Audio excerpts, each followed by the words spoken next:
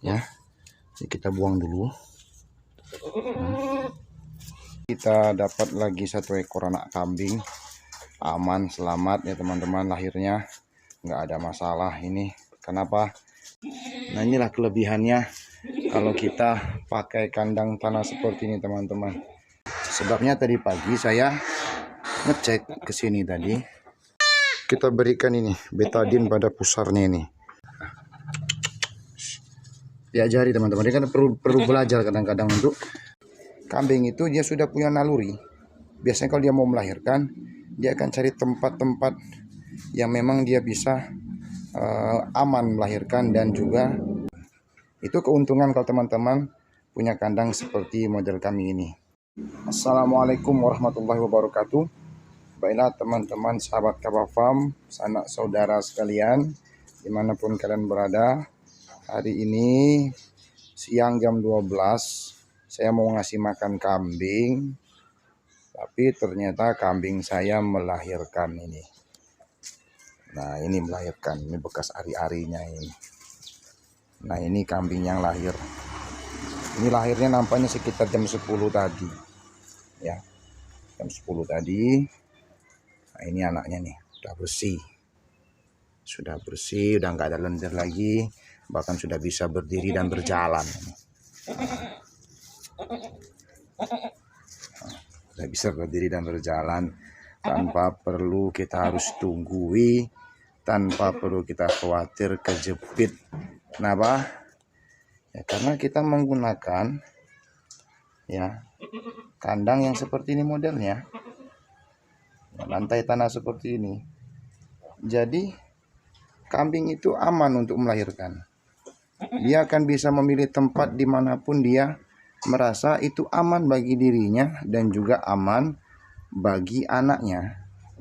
Ya, kalau kambing yang kemarin yang di sebelah sana, ya, nah itu anaknya. Kemarin infeksi itu pusarnya, saya belum tahu penyebabnya. Nah, itu kemarin lahir di sini. Nah, di sudut sini ya lahir. Nah, kambing yang ini yang kita sedang rekam ini lahirnya di sana. Nah, aman teman-teman.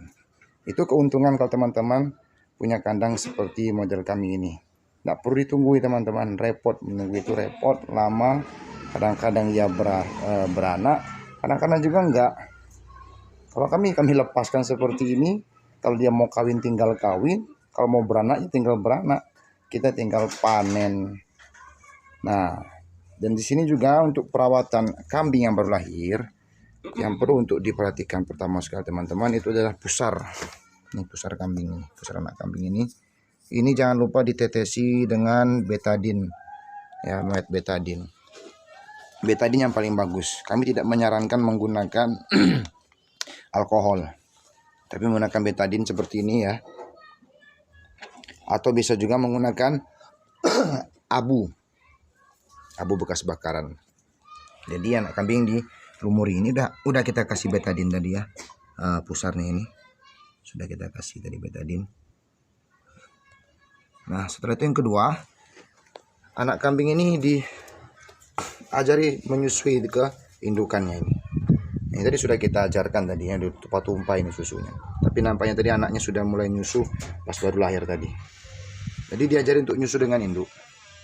Nah, ini bagus induknya teman-teman ya. Jadi cari indukan itu yang badannya besar, tinggi, dan juga ambing susunya yang besar seperti ini teman-teman. Nah, ini masih ada lendir sisa melahirkan biar dia bersih sendiri tadi. Nah, ini bagus anaknya teman-teman. Padahal ini bapakannya atau jantannya kemarin yang kita gunakan itu jantan ya dari jenis kacang teman-teman ya. Jantan dari jenis kacang. Tapi anaknya lumayan besar ini. Ya, genetik induknya kuat soalnya. Nah, jadi diajarkan untuk disusui teman-teman. Ya. Yang ketiga, kalau teman-teman bisa untuk dipisahkan teman-teman ya, dipisahkan. Nanti kita akan pisahkan. Dan anaknya biasanya kita rutin untuk ngecek penyusuannya selama 1 minggu. Dan biasanya anaknya itu kita taruh di sini. Nah, taruh dalam keranjang ini supaya nggak keinjak. Tadi lihat kan teman-teman, tadi induknya sempat nyepak anakannya tadi. Nah, seperti itu kalau kami di sini proses kalau kambing sudah melahirkan. Nah, jadi penting kalau teman-teman untuk beternak, terutama breeding, itu benar-benar harus memperhatikan anaknya dan juga indukannya, ya. Karena kita breeding ini yang kita cari itu keuntungan dari anak. Kan sayang, sudah 5 bulan menunggu, sudah ngawinkan, nunggu lama-lama, tetapi kita nggak mendapatkan hasil. Ya rugi ya teman-teman ya. Itu yang kita cari ya. Keuntungan kita itu justru di anakan ini kalau breeding. Nah, kalau anaknya mati atau terjadi keguguran, berarti keuntungan kita hilang. Sudah capek kita memberi makan, kita merawat, ya, kita berikan kebutuhan-kebutuhan untuk kambing, tetapi justru anakannya mati begitu saja karena nggak diperhatikan dengan baik. Ketika melahirkan nggak diperhatikan, ya, posisi indukan yang sedang akan melahirkan itu bagaimana, kandangnya seperti apa, itu banyak kejadian, ya. Ketika kambing nggak dilihat, diperhatikan ketika melahirkan, besok pagi anakannya mati kejepit, mati keinjak, ya, karena penempatan kandang yang sempit sehingga tidak memberikan keluasan bagi induk untuk bisa bebas dan leluasa ketika melahirkan. Nah, yang penting juga teman-teman, ketika ingin mengajari menyusui anak kambing ini puting susu kambing ini ya teman-teman, itu dibuang sedikit susunya ya, karena lengket biasanya.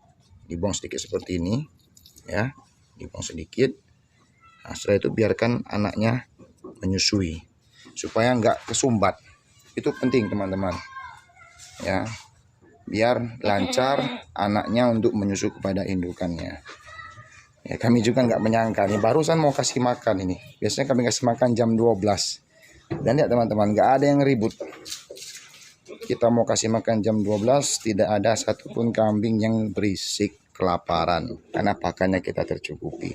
Dan saya memberi pakan kambing itu teman-teman 1 hari sekali, dari siang habis zuhur nanti sampai sebelum asar. Nah, ini buktinya kambing tadi baru melahirkan ya. Baik teman-teman, hanya itu bisa kami sampaikan. Mudah-mudahan teman-teman semua berhasil dalam beternak, semangat dalam beternak, dan juga anak-anak kambingnya dan indukannya terus berkembang, terus bertambah dan barokah. Kami akhiri, assalamualaikum warahmatullahi wabarakatuh.